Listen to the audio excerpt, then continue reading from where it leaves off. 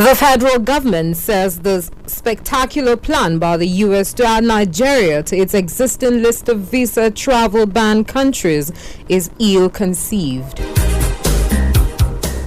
Senate President Ahmed Lawan says the present security system is not yielding the desired outcome and should be restructured. Bad leadership and governance have been identified as the major cause of backwardness and poverty in northern Nigeria against the notion of polygamy. And death toll from the new coronavirus now stands at 106 with more than 4,500 infections.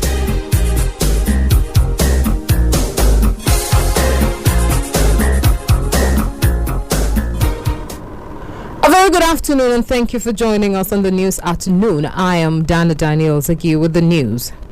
The federal government says this spectacular plan by the U.S. to add Nigeria to its existing list of visa travel ban countries is ill-conceived. The Minister of Information and Culture, Lai Mohammed, stated this on Monday in London during an interview session with Reuters news agency. Alhaji Lai Mohammed said the issue is still speculative as it is yet to be communicated to the Nigerian government, adding that when communicated, the federal government will respond comprehensively.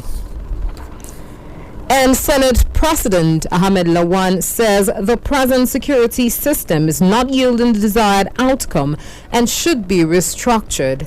Addressing journalists in Abuja yesterday, Lawan said the escalation of killings and abductions had made it mandatory for the Senate to have a definite position on Nigeria's security architecture. He added that the Senate had a series of engagements with the security, but the escalation has made it mandatory to have a definite position and cannot play politics with security issues. The Senate President said the present system does not appear to give the type of outcome that is needed. He appealed for the cooperation of all Nigerians in protecting lives and property. And now the Secretary to the Government of the Federation, Boss Mustafa, yesterday said security of lives and property would continue to be the cardinal objective of President Muhammadu Buhari's administration. The SGF stated this while receiving the re-elected members of the House of Representatives Al-Hassan Adu Dagua in his office. Boss Mustafa said the executive would continue to collaborate with the legislature to ensure the appropriate laws are promulgated to enhance protection of lives and property. According to him, in order to tackle crime, the government is giving close attention to community policing because of its benefits, particularly in the involvement of all segments of the society. And now bad leadership and governance have been identified as the major cause of backwardness and poverty in northern Nigeria as against the notion of polygamy.